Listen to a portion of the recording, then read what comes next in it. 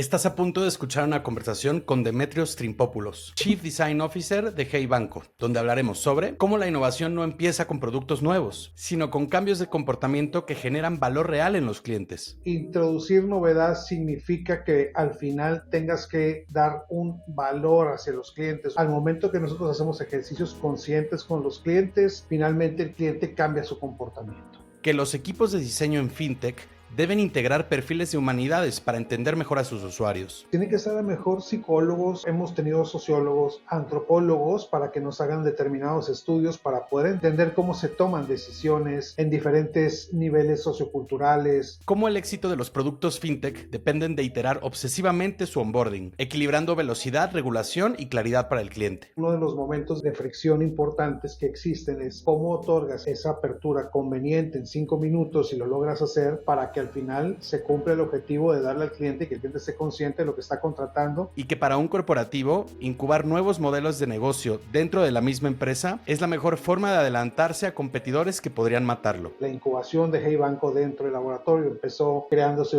primero una aplicación para atender a los hijos de los clientes del banco. Poco a poco fue mutando y dijimos, no, ya no es para los hijos de los clientes, sino es para jóvenes. Finalmente decidimos ya construir un camino para que Hey Banco se convirtiera en un banco independiente. Esperamos que disfruten este capítulo. Bienvenidos. Cuando el río suena. Hola Demetrio, muchas gracias por venir a este espacio, por confiar en un par de extraños de internet que te invitaron a platicar.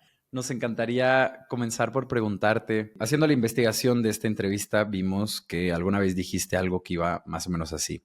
La innovación no se trata de crear productos nuevos, sino de cambiar comportamientos. ¿Podrías darnos un ejemplo de esto aplicado al trabajo que han estado haciendo ahí en Hey Banco? Claro que sí, Rodrigo Artemio, la verdad, qué gusto estar aquí con ustedes, un placer, sobre todo tener este espacio para poder conversar en estos temas que tanto nos apasionan. Mira, estoy convencido justamente de esto, que introducir novedad significa que al final tengas que dar un valor hacia los clientes, un valor hacia quienes consumen tus productos y servicios. Entonces, creo que la forma en la que podemos nosotros incidir en ese otorgamiento, pues, en esa generación de valor a los clientes, involucra el que podamos nosotros primero hacer consciente al cliente del producto que estamos poniendo a su disposición. Y teniendo ese nivel de conciencia, normalmente las personas empiezan a ser un poco más selectivas, empiezan a dejarse guiar menos por el sistema en automático que tenemos las personas normalmente cuando hacemos las cosas de forma automática, cuando dominamos de alguna manera algunas cosas, dejamos de tener el pensamiento consciente y hacemos las cosas en automático. Y creo que al momento que nosotros hacemos ejercicios conscientes con los clientes, en ese tratar de darles propuestas de valor, finalmente el cliente cambia su comportamiento. Claro, justo hace un par de capítulos hablábamos de cómo fue la evolución de las carretas jaladas por caballos a un auto y de cómo en un inicio estos primeros autos parecían realmente carretas que desaprovechaban un montón de espacio y que pues, no era realmente el diseño final de lo que iba a ser esta tecnología, pero empieza alterando un comportamiento, ¿no? Y una vez que este comportamiento es adoptado y normalizado, por así decirlo, es que incluso ya se puede construir un nuevo producto completamente nuevo, pero antes lo que existe es un cambio de comportamiento, como bien lo mencionas, ¿no? ¿Va por ahí la cosa? Sí, claro, y lo mismo cuando somos en los procesos de adaptación. Cuando una persona normalmente se está adaptando a diferentes circunstancias, su comportamiento se va modificando también a partir de ejercicios conscientes sobre los cambios que está viviendo. Y justo es eso, introducir una novedad es un cambio. Y Demetrio, ¿tienen ahí en Hey Banco alguna estructura o un playbook o alguna serie de pasos ya estructurados que tengan para introducir cambios de comportamiento al consumidor, o dependiendo del producto empiezan a investigar, escarbar, a ver cuál es la mejor forma de hacerlo? Yo creo que, mira, tenemos nosotros una visión muy clara de cómo podemos impactar nosotros a las personas, sobre todo en el tema de salud financiera, y cómo a través de estimular comportamientos adecuados ayudas a que las personas finalmente tengan un menor endeudamiento, una mayor salud financiera. Vamos a hablar en ese sentido. O sea, la forma en la que las personas se relacionan con el dinero pienso yo, y eso es una tesis ya muy personal, está muy relacionada con la salud mental, que en la medida en la que la salud Mm, mental se fortalece, en esa medida también están las condiciones dadas para poder tener una buena salud financiera. Ese es un tema que considero yo en lo personal. Pero creo que a nivel de institución nosotros sí estamos buscando de alguna forma que los productos y servicios se otorguen de una manera responsable y se consuman de una manera responsable también por los clientes. La salud financiera para nosotros es fundamental. Y en ese sentido, trabajamos estímulos que ayudan a que las personas se comporten de una forma mucho más prudente de alguna manera con el tema financiero. Es interesante esto porque hemos visto nosotros un patrón desde este espacio de las fintechs o de las organizaciones financieras un poco más tradicionales también, de impulsar mucho la educación financiera. Parece ser un dolor que ha sido como, bueno, ya es el común denominador que hemos visto en la exploración de diseño de este tipo de productos, pero parece ser un dolor que aparece en la investigación de usuario de todas las organizaciones que trabajan con dinero y sobre todo las que lo prestan. Hemos visto también, junto con este insight, que lo ligan mucho con la gamificación, de forma que no solamente se trata de, vamos, no, nunca le das un libro a tu cliente para que se lo estudie y aprenda, ¿no? Sino que hacer que entre esta educación financiera para su bien, se tiene que ir dosificando y disfrazando. ¿Qué han hecho ustedes desde su trinchera en esta dirección? ¿O no es un approach que estén haciendo en Hey Banco? Fíjate que sí hemos buscado, no probablemente de forma lúdica, pero sí, primero a través del nivel de conciencia de la gente, que tenga claridad de alguna forma en lo que está consumiendo, cómo lo está consumiendo. Hacemos reviews anuales de patrones de consumo a los clientes, les damos herramientas adentro de la aplicación sobre salud financiera. mm, Estamos trabajando con temas de inteligencia artificial, justamente algunas iniciativas en este sentido. Creo que el ejercicio es, a diferencia de lo que hemos visto en salud financiera, creemos que cuando hay aprendizaje significativo es cuando tú tienes conocimiento que te llega y lo logras aplicar a tu situación y a tu contexto. O sea, claro, no basta con que tú digas hay que comportarse correctamente financieramente, porque es como una dieta, ¿verdad? O sea, hay que comer sano. Pues sí, claro, todos debemos de comer sano para poder tener una vida saludable. Deberíamos de evitar A, B, C y D, cosas que todos lo sabemos, pero para poder incidir necesita ese ajá, momento ajá, el que te llegue y el que te simbra como persona es cuando logras obtener conocimiento, que lo logras aplicar a ti, a tu contexto y a tu situación. Ahí es donde creemos que se da el aprendizaje significativo y trabajamos en eso, porque dar el conocimiento por darlo difícilmente tiene un efecto. claro.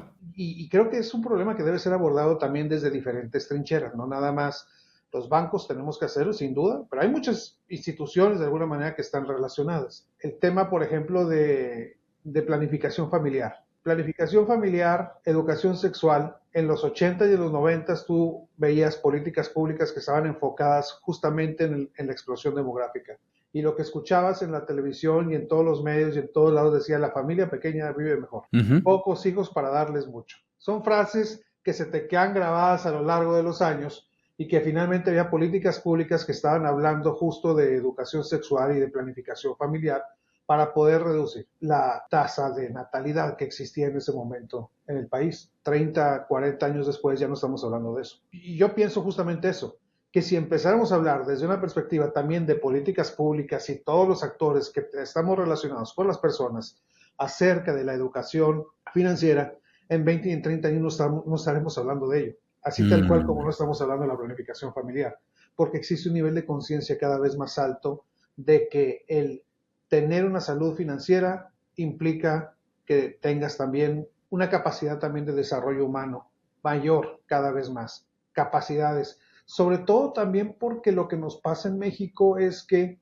tenemos un problema, si bien se aborda siempre como que nuestro problema en México es la inclusión financiera, yo creo que más que la inclusión financiera, la adopción financiera es importante, porque de nada sirve que estés incluido en el sistema financiero si al final tú retiras cada quincena tu dinero del cajero automático y te lo llevas en efectivo. No utilizas los servicios financieros, porque el utilizar los servicios financieros implica que tú vayas generando un historial y que tengas información que empiece a perfilarte, que empieza a perfilar tu riesgo de una manera en la que puedas tener acceso cada vez a mejores productos financieros, a productos de más alto valor, tener acceso a un crédito automotriz, a construir un historial para un crédito hipotecario, empezar a tener un patrimonio y construirlo, a productos de financieros de más alto valor vas a tener en la medida que utilices el sistema financiero.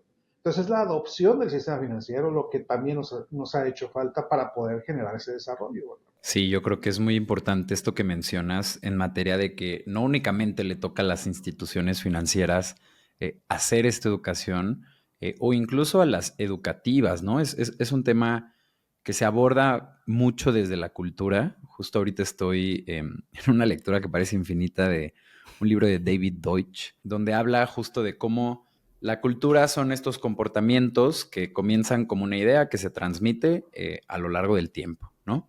Y que justo estas ideas evolucionan un poco de la misma forma que evolucionan las especies, ¿no? Un poco como compitiendo entre cuál es la que logra tener más alcance, cuál es la que a pesar de que han pasado miles de años son ideas que forman nuestras culturas, ¿no? Pero tomando esto como el set de comportamientos que hay en la cultura, justo este ejemplo que pones del control natal hace 40 años, que yo tenía en la universidad un profesor que fue parte del equipo fundador de Televisa y nos contó de un par de proyectos que hicieron en colaboración con el gobierno, donde por guión presentaban familias que eran pequeñas y las mostraban en mejores condiciones que a familias cuantiosas, ¿no? Algo así tiene que suceder con todo este tema de la educación financiera para que se vuelva parte de un fenómeno cultural que, como bien mencionas, pues ya en 30 años un poco sea lo obvio. Y bueno, creo que también tenemos un montón de tecnología para acelerar ese proceso. Claro, es un esfuerzo sistémico. No puedes mover una sola variable. Una sola variable es insuficiente.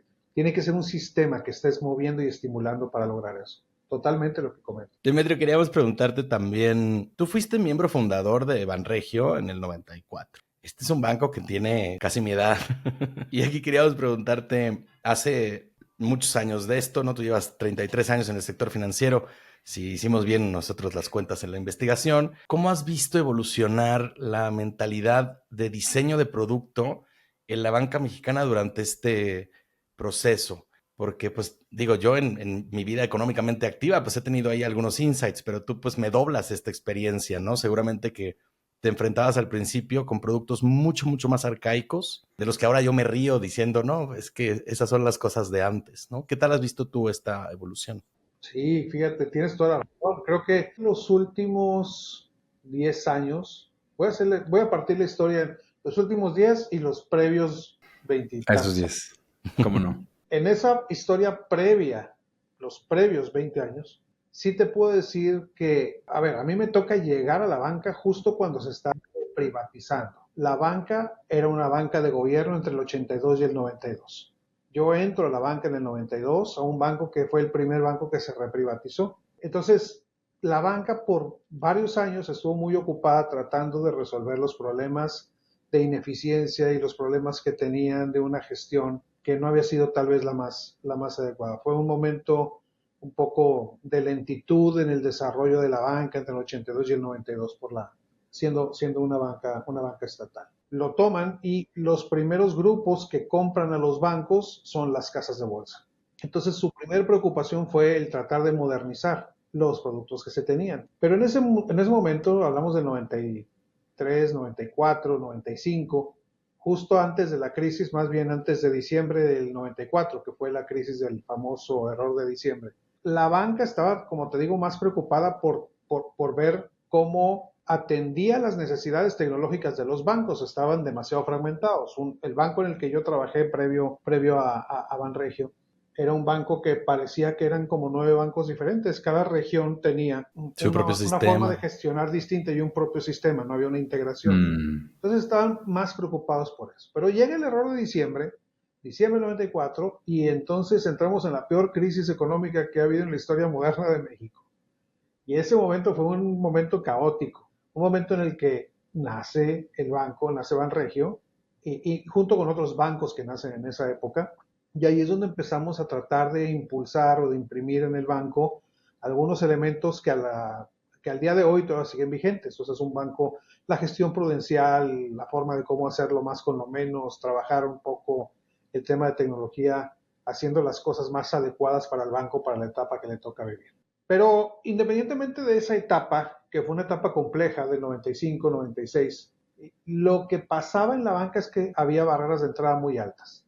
Y el haber barreras de entrada muy altas en la industria, lo que va pasando es que hay pocos incentivos para innovar, hay pocos incentivos Exacto. para poder desarrollar. Entonces, alguien sacaba un producto y siempre era como el Me Too. Ahí va saliendo un producto y, a ver, no hagas muchas olas y ahí van saliendo los productos y uno va inspirándose en el otro y van haciendo, pero no hay productos verdaderamente Frescos. frescos, innovadores, disruptivos. En ese momento de la banca, siendo todas estas barreras de entrada, no hay mucha innovación y se van consolidando los grupos, se van arreglando muchas de las cosas que pasaban con el tema tecnológico, empieza a ver las primeras bancas electrónicas, se habla de la digitalización de los clientes, pero creo que en esos 20 años, al final de 20 años, te puedo decir que lo que se tecnificaba, la digitalización estaba orientado a la transacción del banco. O sea, creo que en esa etapa, en esos 20 años que hubo entre la reconstrucción de la banca privada que viene de la banca estatal,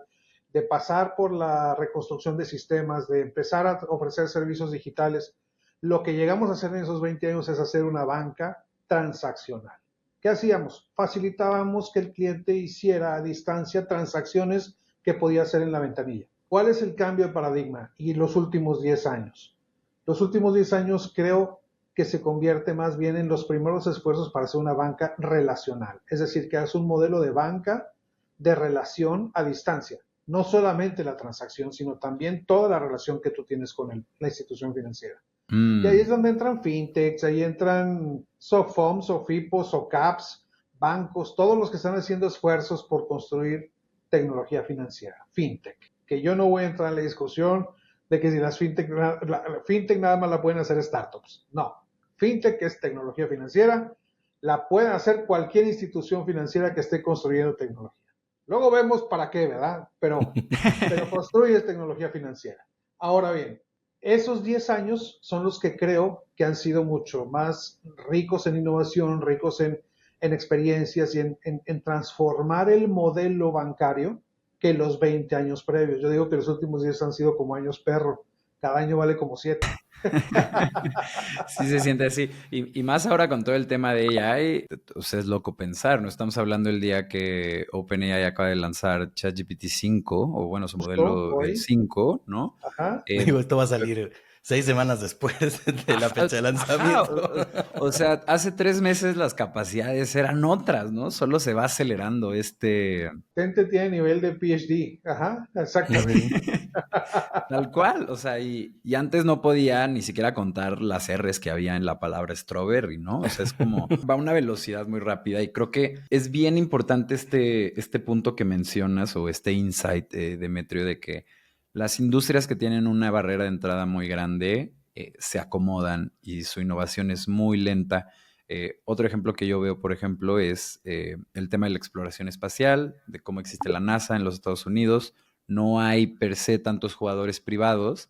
Llega Elon Musk con SpaceX, empieza como pues a jugar el juego de la innovación, ¿no? Que con menos cuidado en si se te revienta el cohete cuando lo lanzas, aprendiendo rápido, como llevando esta agilidad de las startups a esa escala y termina acabando con sistemas que son 10x, 15x más baratos que los de la NASA. La NASA empieza a outsourcear todo con SpaceX, ¿no? Y realmente esto sucede porque no había más jugadores en el mercado, no había quien hiciera esta innovación, porque o sea, pues, la entrada era tan grande, era de miles de millones de dólares, para poder hacer un experimento, ¿no? Correcto, es justo eso. Justo cómo empiezas tú a tener acceso a ciertas herramientas que te permiten desarrollar de una manera mucho más acelerada procesos que Claro. te ayuden a crear valor para los clientes. Demetrio, también vimos por ahí que en 2023 eliminaron más de 70,000 cuentas con potencial fraudulento.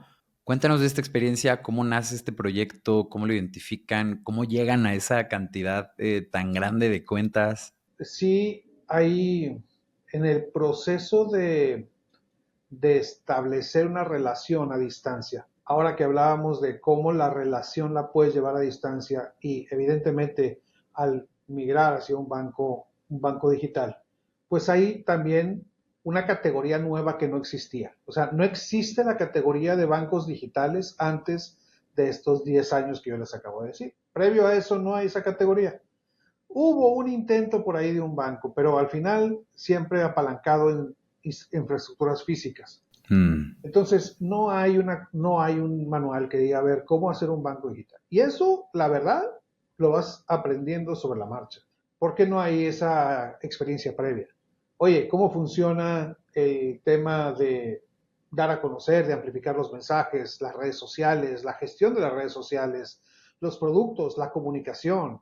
¿Cómo se va distorsionando el mensaje también a lo largo de la misma viralización a lo mejor de un mensaje? Y al final son formas distintas a la que los bancos, voy a hablar de la palabra legacy, los bancos basados en una infraestructura física no se enfrentan, ¿verdad?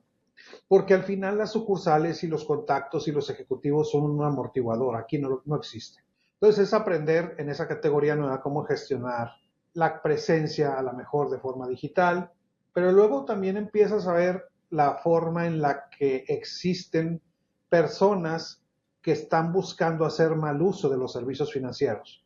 Y ese buscar hacer mal uso de los servicios financieros, pues es un proceso que siempre está ongoing. La seguridad en los bancos siempre es un proceso que está andando continuamente. Entonces tú puedes empezar a coartar ciertas cosas que empiezas a identificar, donde se puede dar a lo mejor ciertos niveles de fraude o de personas que están tratando de hacer mal uso. Pero cuando empiezas a cortarlos, empiezas a ser más creativos. ¿Y a qué llega esa creatividad? Esa creatividad te lleva a ser, oye, vamos a empezar a inyectar dentro del sistema cuentas correctas, porque al final de cuentas se convierten en cuentas correctas, pero pues se van a un pueblo y en la plaza del pueblo ofrecen a lo mejor un dinero a alguna persona para que les facilite su INE y empiecen a hacer una apertura de cuenta no a nombre de la persona. Por ejemplo, este es un ejemplo nada más que tratamos de ejemplificar.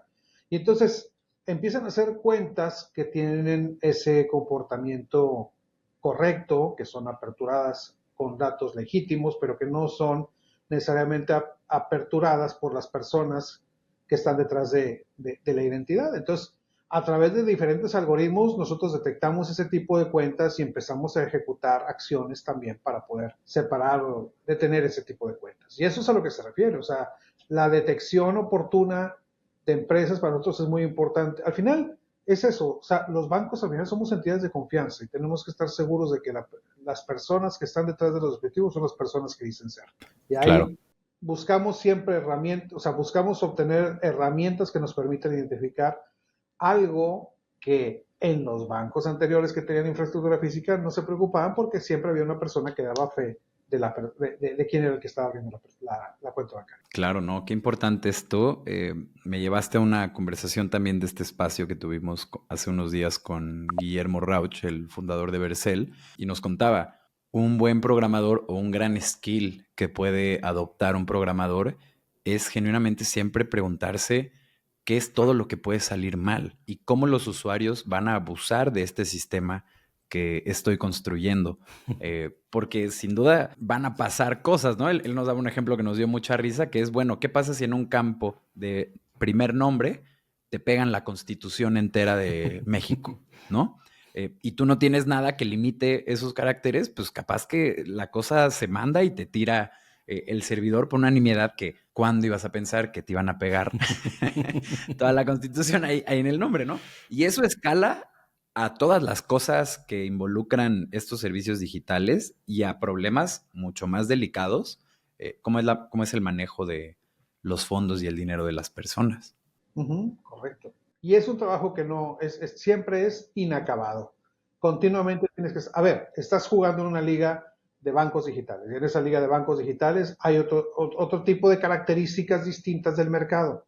Hay que jugar en esas ligas y con esas reglas. 100%. Claro. Demetrio, otra cosa que queríamos preguntarte, ¿cuáles dirías tú que son las 3 habilidades más críticas que buscas en diseñadores que van a diseñar para fintech, para la banca digital, que probablemente no serían tan especiales si fuesen a diseñar otro tipo de aplicación, algo que no tuviera que ver con transacciones o algo en otra vertical. ¿Qué es especial de los diseñadores que se dedican al fintech? Fíjate que la otra vez hacía una reflexión y decía, bueno, ahora que hablaba con ustedes de los últimos 10 años es en donde hemos construido la relación y los 20 años previos no.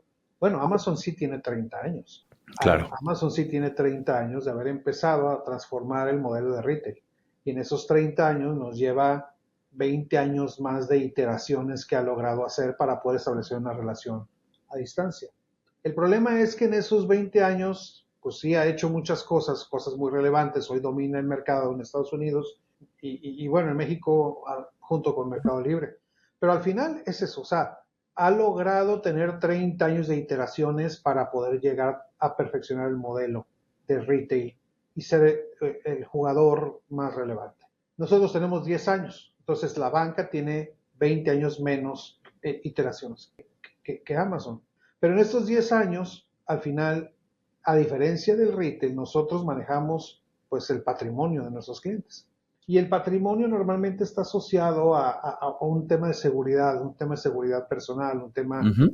un tema de mucha relevancia. Entonces, creo que el construir soluciones o el diseñar soluciones para este mercado en particular, que a pesar de que retail nos lleva muchos años, la complejidad de ser el tema del recurso o del patrimonio de nuestros clientes, nos lleva a generar una mayor sensibilidad por entender las necesidades de nuestros clientes. Mm. Entonces, cuando hablamos de diseño, sí, creo que para nosotros era muy importante empezar a acercar otro tipo de disciplinas más cercanas a las humanidades, Mm. que cuando estábamos en la etapa previa de la banca jamás hubiéramos pensado que existiera. Necesitamos un equipo, por ejemplo, de research, de UX research, que me ayude a poder tener mayor sensibilidad por entender al cliente. Y ahí, ¿quién tiene que estar? Pues tiene que estar a lo mejor psicólogos y a lo mejor hemos tenido sociólogos. No hemos tenido antropólogos en el equipo, pero sí hemos contratado equipo de antropólogos para que nos hagan determinados estudios para poder Mm. entender, desmenuzar un poco la clase media mexicana, entender un poco las motivaciones, entender cómo se toman decisiones en diferentes niveles socioculturales. Es decir, ese tipo de conocimiento para nosotros es muy importante. No es que sea el principal, haces un estudio antropológico y después lo trabajas ya con los clientes el tema de research. Y por otro lado, una mayor empatía de parte de los UXers para que al final tengamos validaciones continuas con los clientes de que lo que estamos haciendo finalmente se entiende, porque tenemos sesgos muy importantes en la banca para hablar sobre todo en lenguajes que normalmente una persona común tal vez no lo vive. Entonces, la sensibilidad por entender al cliente, el acercamiento a las humanidades, las pruebas de validación con clientes. Y luego ya nos vamos a temas que normalmente yo pido en el equipo de la resiliencia, de la forma en la que se aborden los proyectos de una forma curiosa para poder encontrar fronteras de alguna manera en donde podemos llevar los servicios financieros. Pero más es la forma en la que pongamos, es un cliché, muchas veces suena a cliché el poner al centro al cliente y pocas veces se hace con verdadera seriedad. Claro. Para nosotros eso es muy importante, tener esa sensibilidad por el cliente para poder entender lo que se entiende y lo que no se entiende y poder construir algo que finalmente le resuene más al cliente. A mí me parece interesantísimo ese sesgo de la jerga del conocimiento de uno que tiene al diseñar. Nosotros somos un estudio de diseño y desarrollo de software. Tenemos un equipo de UX que se encarga en distintos proyectos con distintos clientes de buscar cuáles son las formas correctas pues de nombrar ciertas cosas, los códigos de error, los títulos de los call to actions, etcétera, ¿no? Y he notado que hay que hacer un esfuerzo constante por descontextualizar al equipo que lleva, claro, que parte de su trabajo es cada vez contextualizarse y entender mejor al cliente, mejor el proyecto, porque entre más escuchan al cliente, entre más se meten a diseñar la interfaz, más fácil caen en utilizar una palabra que claro, ya es lenguaje de las todas las personas en el equipo, pero a ver, el cliente la va a entender o no, ¿no? O sea, como que es un ejercicio antihumano, ¿no? Sí, Desprenderse de claro, todo el conocimiento que uno ha generado para después poder hablar como alguien más, que ya no es uno, claro, porque ya... claro. Cosas bien sencillas, hombre, decir saldo disponible o saldo bloqueado. O sea, para tratar de ejemplificar transacciones que de alguna manera no las tienes todavía ejecutadas en tu estado de cuenta. O sea, perdón, transacciones pendientes o transacciones bloqueadas. Oye, ¿cómo se entiende mejor? Llévalo, pregúntalo, indaga.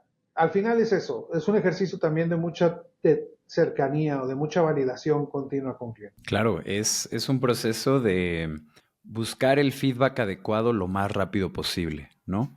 De poner el trabajo que has construido en manos del mundo y que el mismo mundo te diga si es la dirección correcta o no.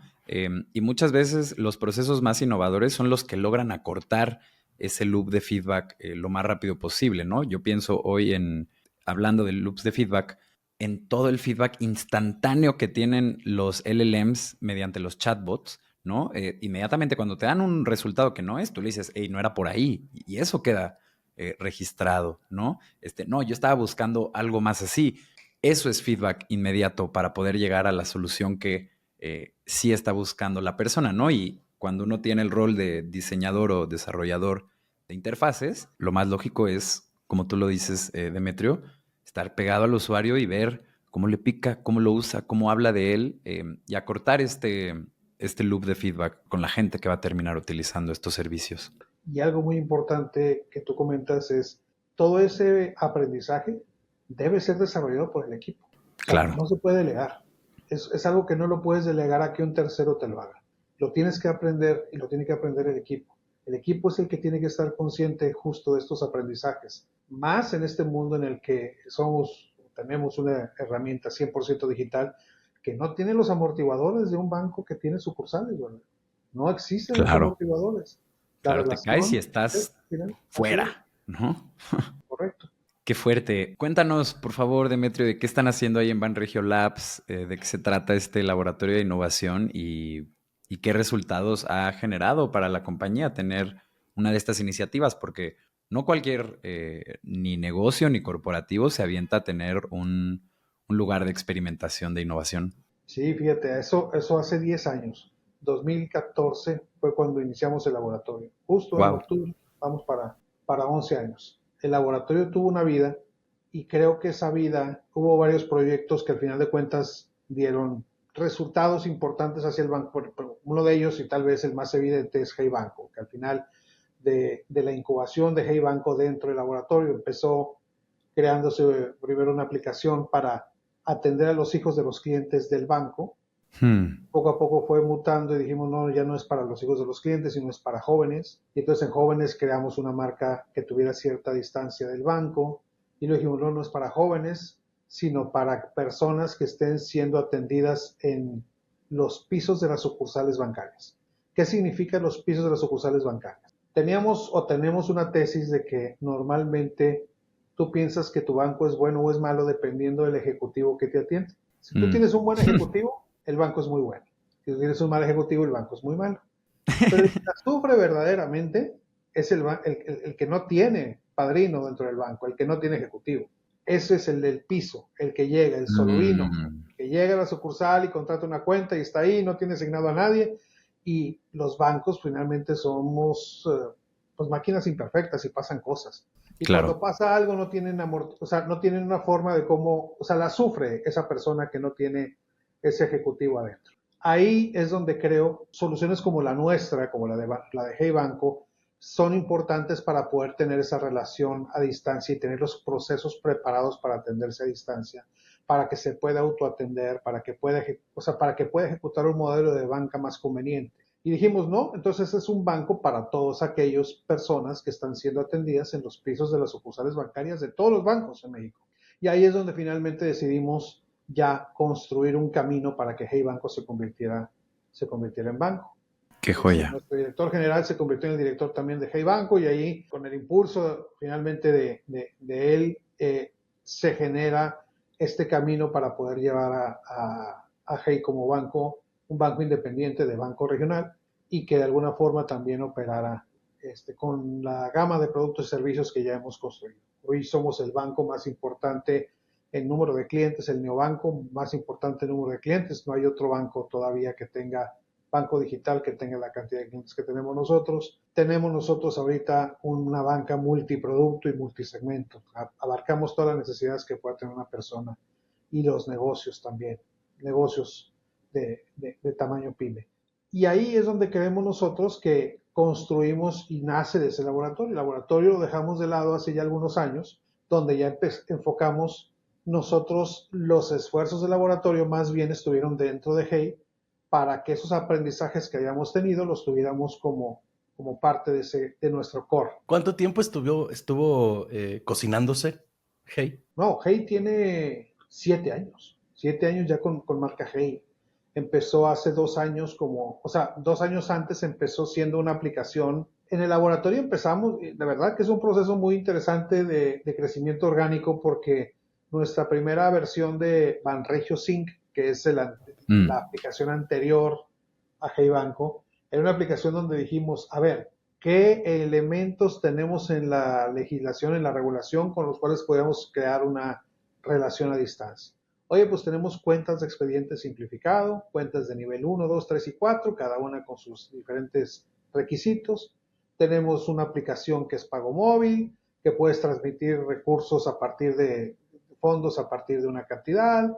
Vamos a empezar a hacer una primera interacción. Y así empezó, o sea, la verdad, de una manera muy, muy orgánica. Fue un experimento en ese momento, empezamos a ponerlo en práctica 2 años después. Dijimos la historia que les acabo de decir, cómo cambió esto a jóvenes y luego a las personas que están siendo atendidas de forma masiva. Y así ha sido ese proceso en estos 7 años. La licencia bancaria la tenemos a partir de finales del año pasado.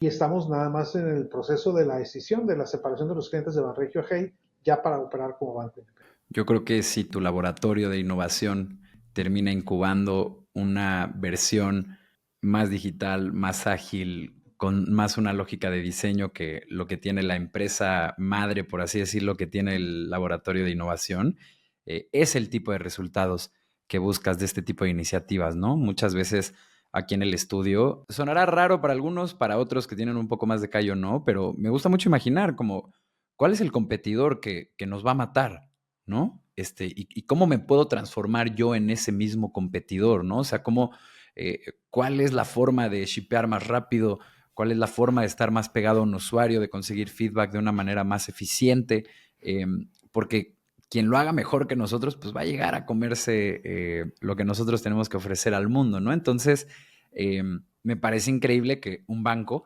haya incubado otro banco con estos principios relacionales. Y tienes toda la razón en esto que comentas, porque te puedo decir con total transparencia que lo que dio origen al Banregio Labs, al laboratorio, fue una conversación con Manuel, el director general, en donde decía, ¿sabes qué? A ver, necesitamos entender qué está pasando en el mundo de la tecnología financiera, porque tal vez el negocio en el que estamos no necesariamente va a ser el negocio que nos va a dar de comer en los siguientes 15, 20 años. Entonces tenemos que empezar a explorar diferentes fronteras para poder ver hacia dónde vamos desarrollando una iniciativa o un camino distinto al que estamos siguiendo, porque pues estamos inmersos en el día a día, ¿verdad?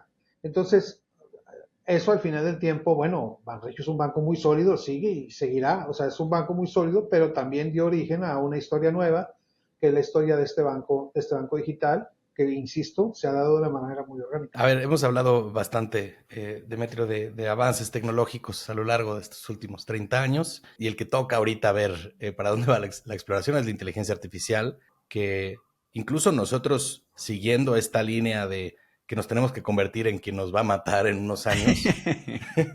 Artemio llega conmigo una vez a la semana, ya viste que ya salió el nuevo, bueno, ahí estoy. Bueno, ahora a raíz de eso me instalé el nuevo agente de ChatGPT 5 a los 5 minutos de que salió el modelo, ¿no? O sea, así como con esa hambre ahora buscamos estar al pendiente de ese espacio particular. Pero bueno, ahora preguntándote a ti de ese espacio, ¿qué están haciendo con inteligencia artificial?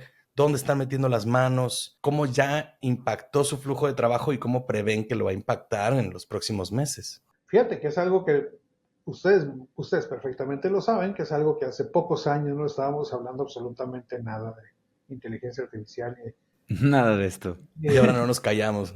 Y hoy todos los días, o sea, hoy de verdad, para nosotros ha sido muy importante tratar esto desde la frontera que hemos hecho las cosas siempre en el tema de tecnología del banco, tratando de hacerlo primero experimental, empezando a encontrar áreas en donde para nosotros podría significar otorgar un valor mayor. Y si bien empezamos con herramientas de autoatención, es decir, un chatbot que te esté hablando sobre lo que es el banco y todo lo que puedes hacer con él, le llamamos Javi, Hey Asistente Virtual, de alguna manera nuestro primer experimento, pero al final hemos ya desarrollado muchísimas cosas en diferentes áreas.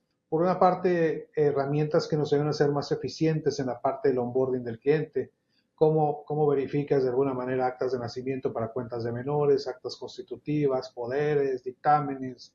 Por otra parte, tenemos aclaraciones, por otra parte, herramientas para que nuestros mismos ejecutivos puedan dar un mejor servicio, herramientas que permitan disminuir las llamadas que tenemos hacia nuestro centro de atención, muchas herramientas de alguna manera en el tema de mercadotecnia y todo eso se ha desarrollado también muchísimo, sobre todo para crear herramientas de comunicación para nuestros clientes también. La verdad es que hay muchísimos usos y ya lo tenemos adoptado y lo hacemos de una manera muy seria, o sea, evidentemente estamos buscando siempre la oportunidad de ver en dónde tenemos aplicaciones o casos de uso para el uso de inteligencia artificial y la verdad es que nos ha ido bastante bien, o sea, verdaderamente hemos encontrado mucho valor a partir del uso de estas herramientas.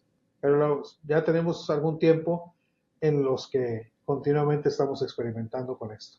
Y vemos que sí, evidentemente influirá de forma importante en la forma en la que se consumen los recursos y los servicios financieros con la inteligencia artificial. ¿Cuál dirías que es tu aplicación favorita de estas que han desarrollado?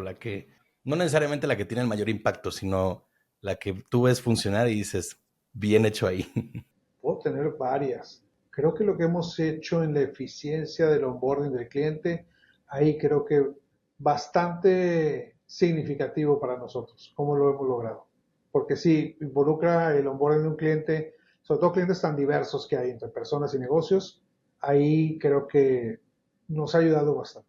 Porque además los onboardings de las tecnologías financieras son de lo más pesado, pues, ¿no? Se requieren de mucha documentación, los usuarios se frustran muchísimo en el camino, ¿no? Son procesos largos por definición. ¿Tendrás a la mano así algún número que hayan cambiado? Un porcentaje de eficiencia, de tiempo, algo así, nada más para...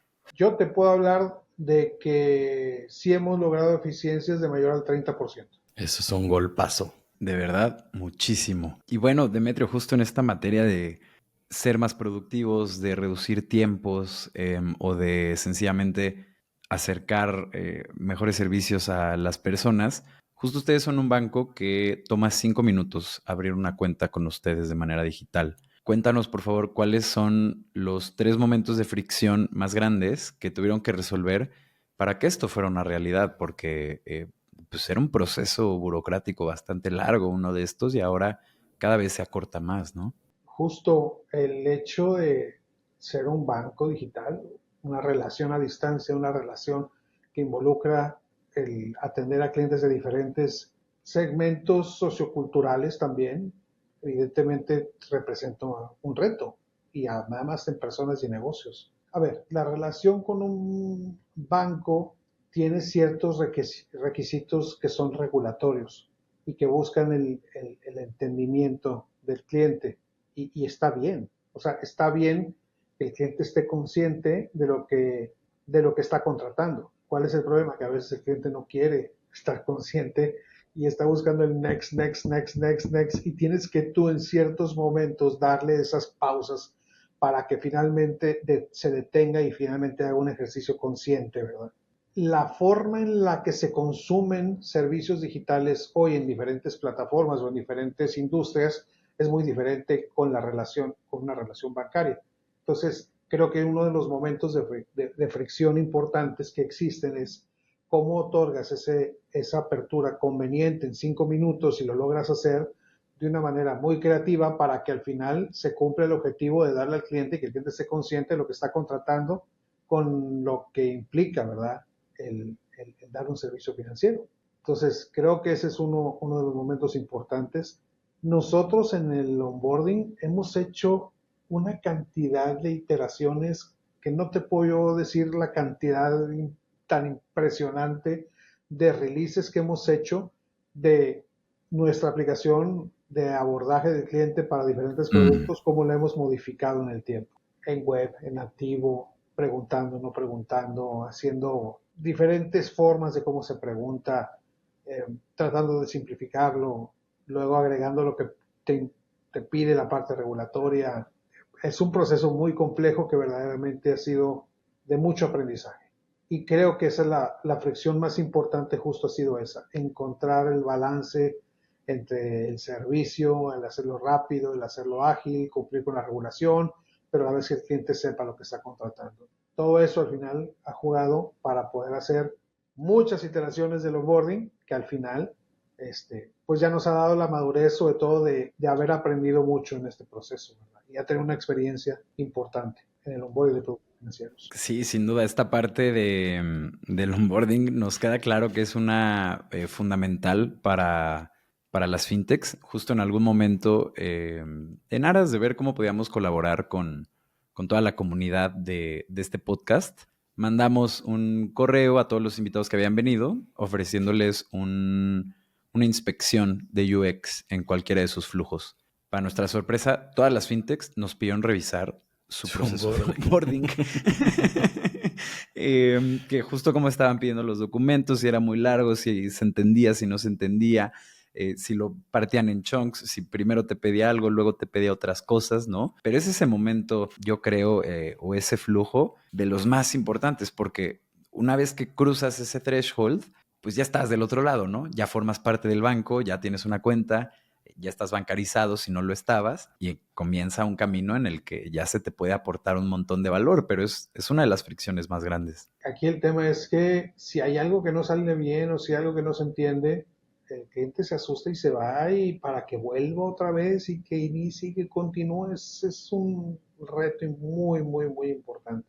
Entonces, 100%. Ese justamente creo que ha sido nuestro talón de Aquiles, las veces que hemos iterado nuestro proceso de onboarding y llegar al nivel de madurez que tenemos ya el día de hoy, ¿verdad? Donde ya tenemos mucho más claro, mucho más estable también este proceso, porque ya está de una forma en la que ya hemos aprendido mucho. Ya está validado, claro.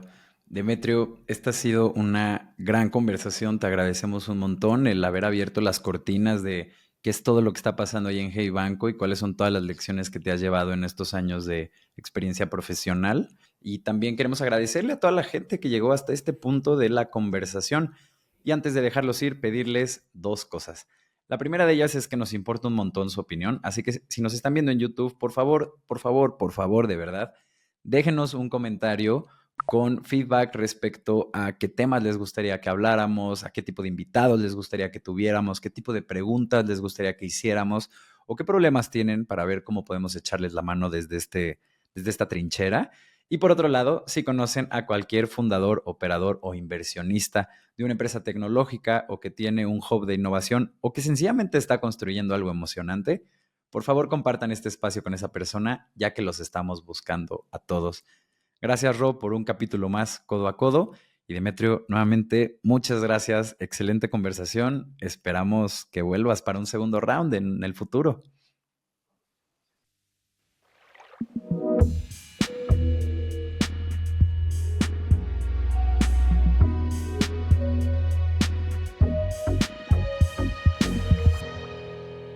Cuando el río suena.